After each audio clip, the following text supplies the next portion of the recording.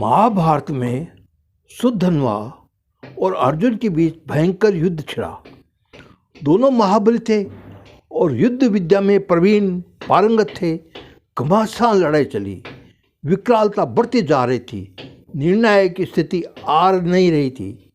अंतिम बाजी इस बात पड़ी कि फैसला 3 बाणों में होगा, या तो इतने में ही किसी का ये बंद होगा, अन्यथा युद्ध बंद करके दोनों पक्ष पराजय स्वीकार करेंगे।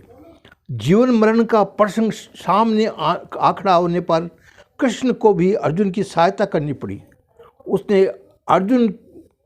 उसने हाथ में जल रखे, कृष्ण भगवान ने हाथ में जल रखे संकल्प किया कि गोवर्धन पर्वत उठाने और ब्रज की रक्षा करने में पुण्य जो मुझे मिला है वो मैं अर्जुन के बाण के साथ जोड़ता हूँ। अग्नियास्त्र और भी प्रचंड हो गया। काटने का समान उपचार हल्का पड़ रहा था। सुधन्वा ने भी संकल्प किया कि एक पत्नीवत पालने का मेरा पुण्य भी इस अस्त्र से जुड़े। दोनों अस्त्र आकाश में मार्ग में चले। दोनों ने शस्त्र बीच में काटने के प्रयत्न किए। अर्जुन का अस्त्र कट गया और सुधन्वा का बाण आगे बढ़ गया, किंतु निशाना चूक गया। दूसरा अस्त्र फिर उठाया। अगली बार कृष्ण ने अपना पुण्य उसके साथ जोड़ा और कहा, ग्राह से गज को बचाने और द्रौपदी की लाज बचाने में मेरा पुण्य अर्जुन के बाण के साथ जुड़े।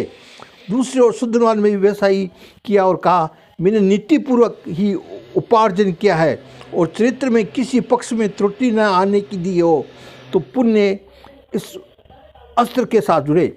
इस बार भी दोनों का अस्त्र आकाश में टकराए और सुधन्वा के बाण से अर्जुन का बाण कट गया और सुधन्वा का बाण निशाना चूक गया। तीसरा अस्त्र का शेष था। इस बार अंतिम निर्णय निर्भय था। कृष्ण ने मेरे बारंबार अवतार लेकर धरती पर उतारने का पुण्य अर्जुन के बाण के साथ जुड़े। दूसरी ओर सुधन्वा ने कहा, यदि मैंने स्वार्थ का क्षण भर भी चिंतन किए बिना मन को निरंतर परमार्थ में निरंतर रखा है, तो मेरा पुण्य बाण के साथ जुड़े। इस बार भी सुधन्वा का बाण ही विजयी हुआ। उसने अर्जुन का बाण काट दिया।